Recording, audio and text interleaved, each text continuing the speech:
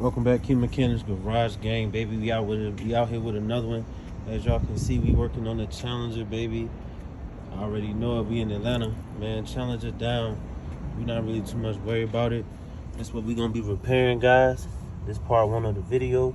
It's gonna be basically a rear passenger side suspension rebuild. I got y'all coming with another one, man. And we gonna eat off that, baby. And we gonna keep going, keep flowing, keep growing.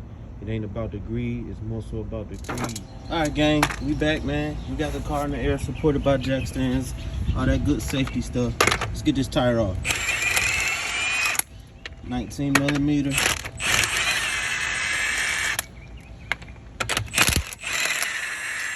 I know this for all y'all that like to drive fast, but don't know really how to drive.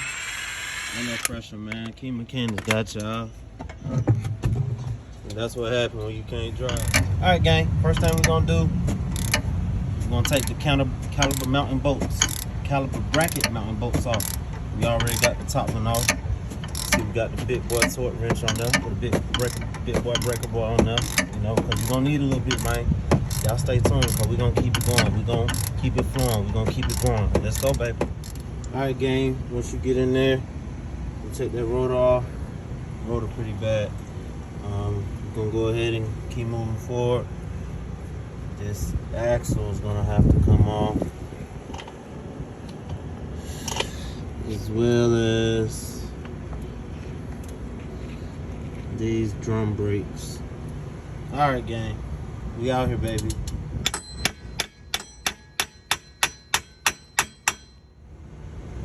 Straight bar end link out, guys. As you can see, we went ahead and took that out. I'm gonna go ahead and those are 18 millimeters, by the way. 15 head on the nut, and then a 16 head on the nut behind it. Excuse me, guys. All right, Key Mechanics Garage Gang, we're gonna keep it pushing, baby. As you can see, we got the top sway bar end link out. Just a 16 on the back end for the nut, then a 15 millimeter for the head of the bolt. I use the double wrench method. As you can see, we got the 18 millimeter. We're about to go ahead and get this bolt loose. It's a little bent up, so hopefully it's not bent up, but it looks bent up. Anyway, guys, 18 millimeter on the back end, and then that's an 18 millimeter right there as well. Hopefully you staying with me, guys. We almost did. All right, guys, we got a couple more things to do. Gotta get that loosened up so it can be released from that control arm ball joint. Then we gotta release it from this trailing arm, both 18 millimeters. Yeah, gang, we out here laying down. We done upgraded our life a little bit. Lifestyle a little bit. Anywho, man, we got these lovely drum brakes off. You know we all love drum brakes. All right, got the drum brakes off. Went ahead and got the assembly for the parking brake off, guys. All right, next thing we're gonna work on is finally getting this ball joint out this little control arm. All right, Key Mechanics Garage Gang. That's how we're gonna get that compression off of that little control arm ball joint. Then we have a 22 on this end. Then we basically just don't get the end back. And we got that out with the H12 millimeter. It's a hex, of course.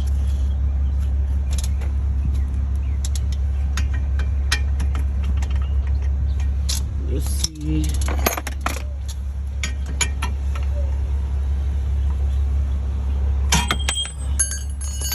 Go.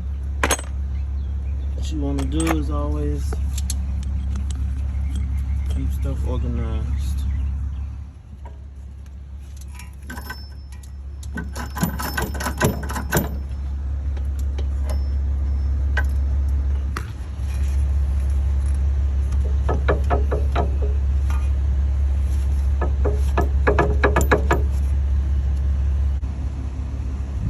Alright, Key Mechanics Garage Gang.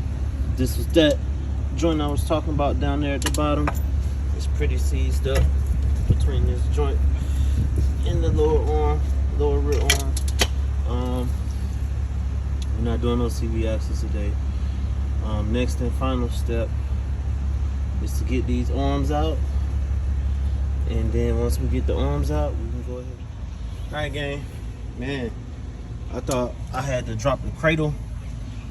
I did, loosen the cradle bolts a little bit, but I figured out you'll have to take that drive shaft off in order to really drop it. So I cheated. I bent back this mounting plate just enough to get this to slide out, and then I'm gonna just bend it back when I put the new one in there, guys. Well, I know, you know, there's right way to do things, but that's how I'm doing it right now. Gang, we officially got the arm out. It's a process, to say the least. Whew. This is what it's gonna look like. Let's go. Alright, gang, we out here. We about to transfer everything from the old steering knuckle to the new steering knuckle. We're gonna go ahead and do the sway bar end link. We're gonna go ahead and get our wheel hub assembly off, those 4 inverse sockets, as well as just remove any fasteners you may have. Alright, King Mechanics Garage Gang, we still out here. That's the old steering knuckle. We got the sway bar end links, as well as the wheel hub assembly attached to the new steering knuckle.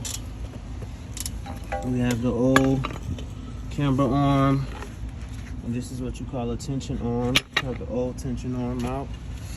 This is the new one. As y'all can see, when I told y'all I cheated, I did bend these mounting plates back with this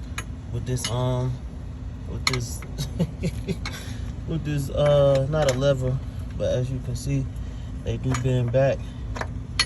And then as soon as you get this nut on it, you just need to get the nut on it. And once you get that nut on it, you tighten that nut down, then it's gonna flatten that. It's gonna flatten that surface back out, guys. So, all right, gang, man, we've been working. Anywho, we got both our arms in. We have the new steering knuckle assembly. We're working everything back on. ACS as well. Other than that, we almost done with it. That's what it's gonna look like putting it back together. All right, gang, we almost there. As you can see, we got both of the arms. We got everything not necessarily tightened down right now, but we got everything ready to get tight. The only thing that's tightened down are the mounting bolts in the back for both of the arms. Everything else is just gonna go ahead and get tightened. I just wanted to line it up.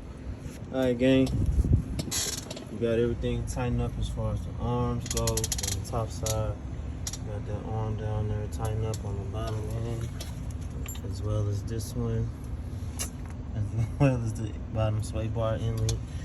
We also have the